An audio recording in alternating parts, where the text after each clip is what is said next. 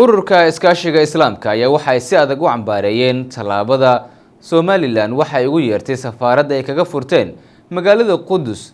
halkaasoo Israa'iil xoog ay ku haysato waxayna tilmaameen inay tahay mid sharci darro ah marka loo eego qaraarada iyo xeerarka caalamiga ah ee ku aadan xaaladda magaalada Qudus. Warkan qoraalka ah ay soo saareen ururka iskaashiga islaamka ayaa ku sheegeen waxay ugu yeereen safaaradda ay ka furteen Somaliland magaalada Qudus inay tahay mid sharci darro ah oo xadgudub ku ah axdiga qaramada midoobay iyo xeerarka kale ee caalamiga ah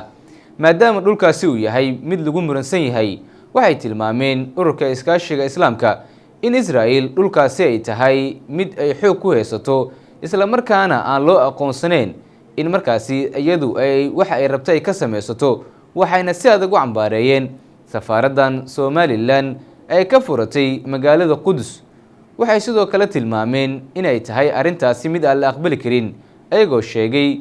wax kasta oo ku aadan ama tallaabo kasta oo ku aadan dhulka magaalada Qudus in markaasi aan laga ogoleen in sida ay rabto Israa'iil ay ka yeelato sida lagu sheegay war-saxaafadeedkan ay soo saareen ururka iskaashiga islaamka.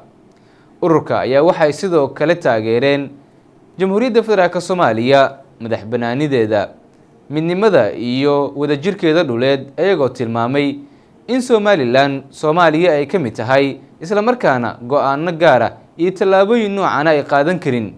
Ururka ayaa sidoo kale beesha caalamka ugu baaqay inay ka qaataan go'aan adag oo degdeg ah oo ku aadan xaaladdan ka soo korortay safaaradda la sheegay inay ka furatay Somaliland magaalada Qudus oo ay markaasi ku xoojinayso xiriirka Israa'iil. Waxayna tilmaameen arintaasi inay tahay mid sharci darro ah oo aan la aqbali karin. War-saxaafadeedkan ka soo baxay ururka iskaashiga islaamka ayaa ku soo beegmaya xilli madaxweynaha Somaliland Cabdiraxmaan Ciro oo ku sugan yahay gudaha Israa'iil gaar ahaan magaalada Qudus halkaasoo Somaliland ay ka furatay safaarad ay ugu yeertay in markaasi ay ku yeelanayso halkaasi ayagoo markaa ku xoojinaya xiriirka Somaliland iyo Israa'iil. Waxaana markaasi safaaraddan Somaliland ay ka furatay magaalada Qudus ka dhashay falcelin xoogan oo ay ka sameeyeen dalalka islaamka gaar ahaan jaamacadda Carabta iyo dowladda Federaalka Soomaaliya. Sidoo kale dalal kale ayaa si adag uga soo horjeestay tallaabadan, horeyna uga digay in Somaliland ay qaado in safaarad ay ka furato magaalada Qudus. Madaxweynaha Soomaaliya Xasan Sheekh Maxamuud ayaa arintaasi ku tilmaamay ceeb iyo fadeexad weyn ee Somaliland u soo jiideen magaca Soomaaliyeed, taasoo sheegay inay tahay mid aan la aqbali karin. Dowladda Federaalka Soomaaliyana mowqifkeedu uu ku sheegay